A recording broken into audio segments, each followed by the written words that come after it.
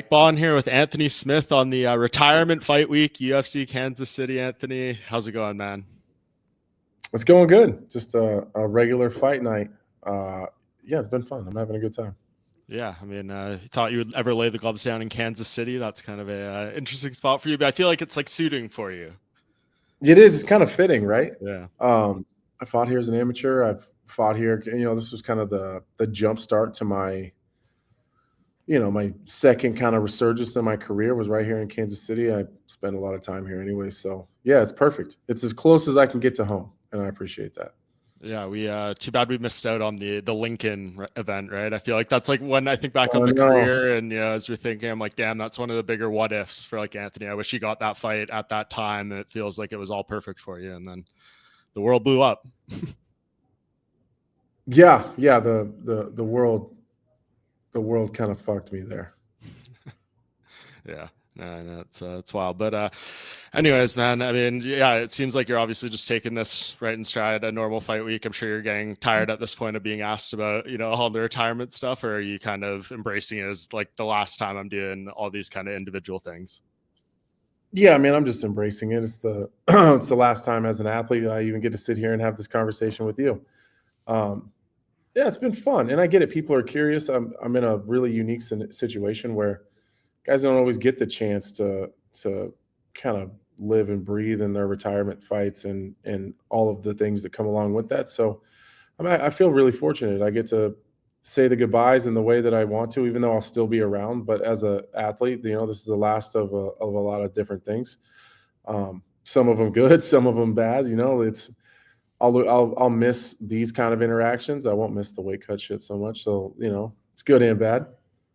Yeah. What do you think you'll miss the most about, I guess, like the experience beside obviously getting your hand raised is the greatest moment that you all chase, but is it like the walkout? Is it being done with that weight cut, the feeling of the canvas under your feet? Like, is there a moment like that you think? The actual fight, the actual act of fighting. Everybody loves winning. I love the actual act of fighting. Like, fighting smells different. I don't know, your senses are just locked in and operating on a different level. Like it's going to sound crazy, but like the smell of blood is very unique. So there's just something about the act of fighting, the sound, the feel, the smells. Like I really enjoy that part. And you told ESPN in this feature I was reading from before the Vitor Petrino fight, like the headline was, "I'm terrified of retiring." How has your mindset evolved from maybe when you gave that interview to how you are now on the doorstep of it? Yeah, I've just accepted it. I've accepted it. And again, I keep bringing it up and whatever.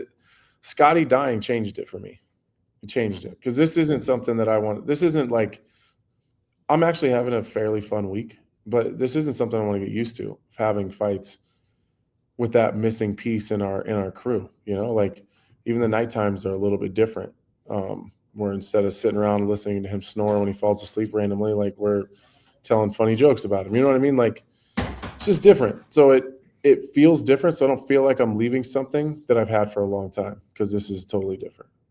Yeah, and like you said, you're still going to be so close to the sport. Do you take any time off after Saturday to kind of soak everything in and prepare yourself for the new chapter, or do you go like to work the desk next week in Iowa or something?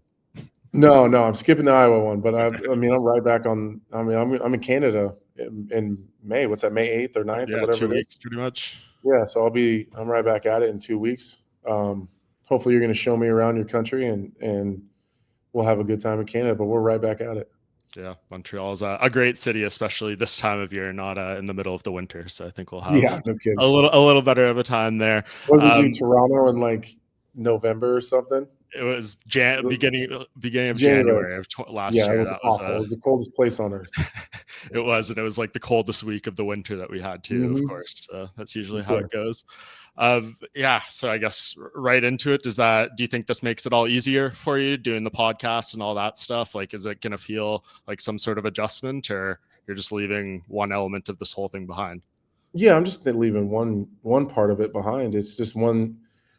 I'm looking forward to like not having to leave my kids for 6 or 7 weeks at a time, and just chasing their athletic journeys and their things. And, just worried about what they have going on and just kind of setting my shit to the side, which is exciting to not every time you fight, you get like a couple days of, relaxing or whatever you want to call that. But I can't even tell you how many times I've walked out of the octagon, walked to the back, looked right in Lloyd's face and said, wow, now who we fight? Like, you don't even get to enjoy it because you just go on to the next one. Not having like that next thing in your face, I'm pretty excited for. That's for sure. Yeah. Well, that's such a good mindset because I think that's where the scary thing is for people who aren't ready, right? They have that moment and it's like a holy shit thing and they don't know what to do. Yeah, I want it.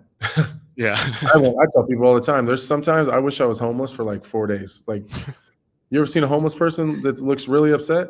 It's because they got nowhere to go. They got nothing to do. Like, no one's expecting shit from them. I just want to be homeless for a little bit. I feel the mindset. Feel like I hope you set yourself up financially. Not like you'll never be part of it, though. Yeah, maybe skip to not having a house part. But the mindset of just like having like nowhere to be for a little bit would be nice, or like having nothing to do would be really nice. Yeah. Is there something you need to do? Like, obviously you want to win, that's the goal, but like in terms of the performance that you'll need to do in there to get closure on this whole thing? Yeah, I want to not hesitate. This latter part of my career, the analyst work has saved me in terms of my future and working my way into that part of my life. But it's also hindered me a lot because I do so much watching fights and analyzing and picking people apart. Mm-hmm. Sometimes I find myself in the middle of a fight being an analyst and just being a spectator and not participating. So really, that's the most important part to me. If I can do that and not hesitate and overanalyze everything that's in front of me and just fight instinctually, which is why I've never watched Zhang fight. That's very much on purpose, because I don't want to be stuck on looking for things. I just want to react and be instinctual. Yeah, I'm sure you've seen the record though, right? Like all the first round finishes and stuff like that. Well, I've heard about it. I've heard about it. So like, I don't know. I always like to ask people in their retirement, like, is there anything you've been planning for your career that you would love to throw, like knowing it's the final fight that you can't, but it feels like the way this matchup is going to go, maybe there's not going to be a lot of feeling out process or time between you two guys. Not for me, but I would not be surprised to see him come out slower and a little more methodical. I would not be shocked. Nobody fights me the way they fight everybody else. Right. Nobody. Dominic Reyes was goddamn dead man in the water, and then all of a sudden fights me and shows up being some goddamn defensive footwork master. Like, what the fuck? When did that happen? When did that happen? Yeah. Nobody ever fights me the way they fight everybody else. So we'll see. Yeah. How is you think like your takes on being an analyst and stuff like that going to change when you're not, I guess, one of like the guys in the locker room, so to speak, right? That you're kind of going to be fully on the outside. Come on, bro. You know, I've never shied away from talking. I know. That's why I'm curious. And I don't actually talk shit. I'm just honest. Yeah, of course. Honest. So, and most of the time people enjoy it because I have a lot of nice things to say about people, but at times I have to be critical, and that'll not change. If anything, it'll be more critical because now I'm not going to always be in the gym with these fools to answer for it, because it does happen where, you go into an extreme couture and get the funny looks and people are like, hey, you want to spar? Like, oh, okay. I know where this is going. Yeah. But that's exactly I'll keep the same. I'll keep the same energy like always. For sure. Is there a fight you're most looking forward to seeing coming up that's like on the books? I'm going to be honest with you. I've been pretty deep in camp, so I haven't really paid too much attention to what's coming up. The Jones and Aspinall situation where we're not I'm excited for that. Like, I'd like to see, like, I just want to see the fight. So I'm hopeful that we're going to get that. We're going to get a date and a location for that soon. 55 is really interesting right now with who's getting the title shot, who's not. 45 is kind of the same way, with just a lot of uncertainty and what's happening. So I think that part of it has been really interesting. There's a lot of parity in those three different kind of weight classes. I don't even know what's big ones are coming up. Well, yeah, I mean, I guess you're working the next pay-per-view, so the next big title fight, I guess, is Bilal and Jack. Yeah, and that's interesting. I'm definitely interested in that. Bilal is just, man, it's hard to say. He's not the best in the world. It's crazy. I'm happy for the guy. I'm glad that things are going well for him.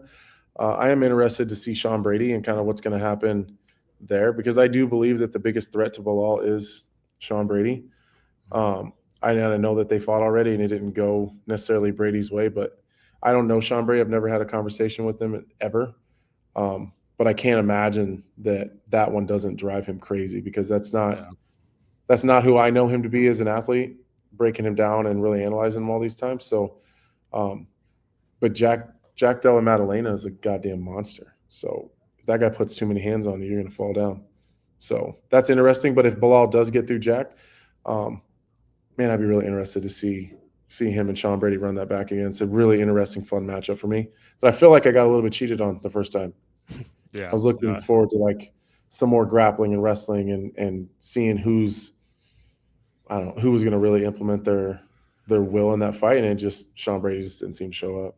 Yeah, I get a sense we'll see that one again at some point. I guess, Anthony, before I let you go, Saturday night going to be a big night. I don't know if you're feeling like it's going to be emotional or keep those in check. I mean, the last fight, obviously for very, very different reasons, a lot of emotion walking out and being in there. But did that teach you anything going into this? Are you entering it with all that stuff you already know in terms of like trying to process what this moment could be like and trying to just focus on the fight? No, it's hard to focus on retirement when you have such a challenge in front of you. Like, Right, one thing's got to happen before the other thing. So just really focused on that and trying to just celebrate, dude. I'm trying to enjoy myself and focus on the good things and be happy that it happened, and we'll be sad that it's over afterwards. But yeah, right now I'm just enjoying myself, man. I'm having fun. I'm enjoying my media schedule isn't absolutely crazy, which I appreciate. And yeah, just hanging out. I'm close to home too, so I mean, I got a lot of friends and family and stuff coming, so I'm excited for that. Yeah, I'm just trying to enjoy myself, man. I'm just trying to have fun. I think I'm most dangerous when I'm having fun, and just by luck, I happen to be having a lot of fun. Good. I love it. No, this is a time of celebration for sure. I mean, you've done so much. You deserve this moment and this recognition, and you're set up so well for the next chapter. I feel like that could be even more successful for you. So yeah, it's only good times here. So I hope it all goes well. And this is an awesome night on Saturday. Perfect, man. All right. Well, I appreciate you as always. You always do a great job, and I look forward to seeing you on the road pretty soon. I'll see you in Canada, my friend. Sounds good, Anthony. Appreciate you. Thank you.